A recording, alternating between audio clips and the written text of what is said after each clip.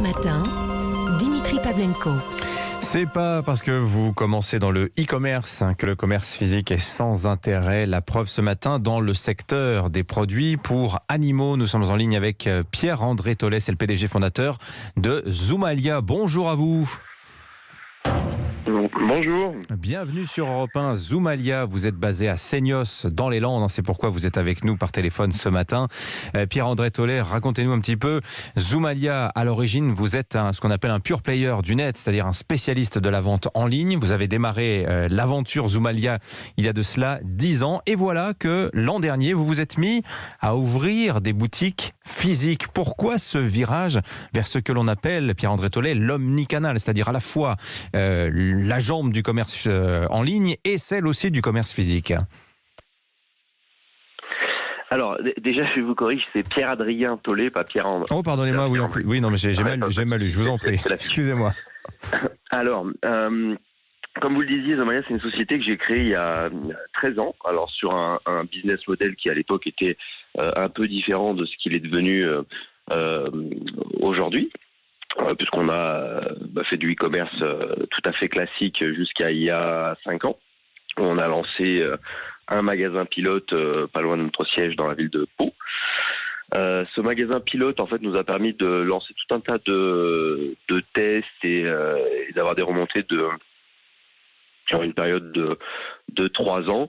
Et c'est ce qui nous a convaincus de déployer là beaucoup plus largement depuis 2 ans, le réseau de magasins avec une quinzaine d'ouvertures cette année et une trentaine prévues sur 2022. Alors vous parlez d'une phase de test que vous a permis de mener le fait d'avoir un magasin physique, c'est-à-dire que le rapport à la clientèle est différent. Il y a des choses auxquelles vous n'aviez pas pensé qui vous sont venues avec le contact direct avec la clientèle en magasin, Pierre-Adrien Tollet? Alors, tout à fait, on s'est rendu compte vraiment que c'était deux clientèles déjà très différentes. C'est des clientèles qui chevauchent très peu. On va dire que 5 à 10% seulement des clients qui viennent en magasin sont des clients qui se commandent aussi sur Internet, sur notre site. Donc, pour nous, en fait, les magasins, on touche déjà donc deux populations différentes. Et en fait, on apporte vraiment un service différent de ce qu'on fait sur Internet. Internet, c'est plutôt le choix, la livraison domicile, la rapidité de commande, la praticité. Et les magasins, on est plus sur l'immédiateté, le conseil, la réassurance. Voilà. Alors, Zoomalia, je rappelle, vous opérez dans le secteur des produits pour animaux. Alors, les produits pour animaux, c'est un marché qui est évalué en France à près de 5 milliards d'euros.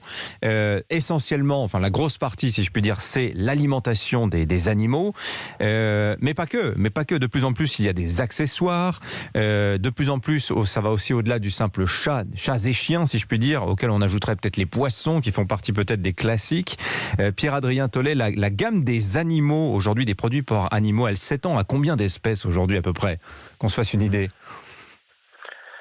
Alors, ouais, c'est 5-6 espèces. Le chien, le chat représente presque 80% du marché. Ensuite vient le rongeur avec tout ce qui est lapin, hamster, qui sont souvent à destination des plus jeunes. Et ensuite, en marge, il y a des marchés comme l'aquariophilie, l'oisellerie, le reptile. Et plus récemment, depuis 3-4 ans, on voit pas mal de poules qui passent de la basse-cour à des animaux de compagnie, donc tout ce qui est basse-cour, fond de jardin. La poule, mais en ville, en appartement aussi, ou c'est réservé quand même à une clientèle, on va dire, semi-rurale, plutôt équipée d'un jardin, etc. Il y en a quelques exemples, évidemment, c'est pas la grande majorité. Oui. En ville, même si quelques personnes le font sur leur balcon, c'est plutôt une clientèle semi-rurale. Bon, des poules sur un balcon, pourquoi pas.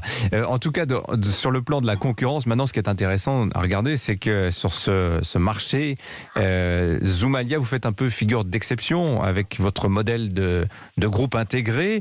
Il y a beaucoup d'indépendants, il y a beaucoup aussi de jardinerie, évidemment, qui occupe une place importante sur ce marché des produits pour animaux. Vous espérez, avec votre modèle à vous, aujourd'hui, vous imposer dans ce secteur? Oui, alors, il y a plus beaucoup de vrais indépendants, c'est-à-dire que le secteur s'est quand même très condensé ces dernières années. Donc il y a plusieurs réseaux de franchises assez gros qui sont souvent issus des réseaux de jardinerie qui existaient depuis une trentaine d'années et qui ont évolué en se spécialisant, en gardant une partie généraliste avec leur jardinerie et en créant des marques spécialisées dans les réseaux d'animalerie. Donc aujourd'hui, on est seulement 2 enseignes nationales complètement intégrées. Donc c'est pour nous une vraie force stratégique. Ça nous permet d'être beaucoup plus réactifs sur les prises de décision, sur les structures sur la rationalité des structures de coûts.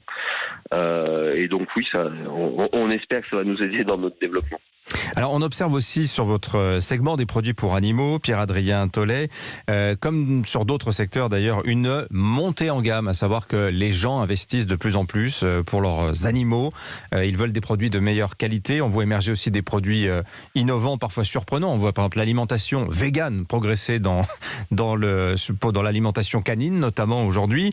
Pierre-Adrien Thollet, vous accompagnez comme ça tous ces mouvements, ces aspirations des consommateurs, cette envie de dépenser davantage pour ces animaux qui révèlent peut-être d'ailleurs un investissement affectif de plus en plus important à destination des animaux de compagnie.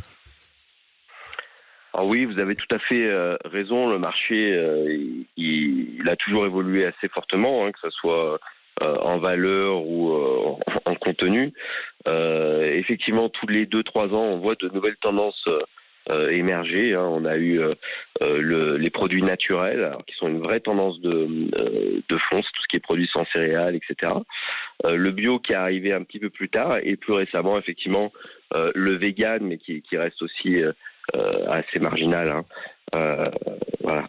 Donc après, sur tout ce qui est accessoires, vous avez aussi une lame de fond avec de plus en plus de facilité à sourcer partout dans le monde. Donc ça laisse venir beaucoup de créativité, on va dire, de multiples acteurs, et tout ça se retrouve sur Internet et en boutique. Oui. Alors, vous préparez aussi, j'imagine, Pierre-Adrien Thollet, un changement important, puisque à partir du 1er janvier 2024, donc c'est dans 2 ans, c'est demain donc, les animaleries n'auront plus le droit de vendre des chiens et des chats, ce pour des raisons éthiques et sanitaires. Comment anticipez-vous ce mouvement? Parce que j'imagine que c'est un coup dur porté à votre business. En fait, pas vraiment. C'est quelque chose qui était déjà amorcé pour beaucoup d'acteurs depuis des années. Nous, par exemple, nous n'avons jamais vendu de chiens et de chats dans nos boutiques. La vente de chiots aujourd'hui et depuis quelques années, c'est principalement déjà dans des réseaux d'élevage, en fait. Donc, pour nous, en tout cas, ça ne va pas changer grand-chose. Voilà. Après, sur le marché en général, les plus gros acteurs avaient déjà pris le parti de ne plus vendre de chiens et de chatons depuis un moment. Merci Pierre-Adrien Thollet, le PDG fondateur de Zoomalia, en direct avec nous ce matin depuis Seignos dans les Landes où se trouve donc le siège de la société. Merci à vous, il est 6h50 sur Europe 1.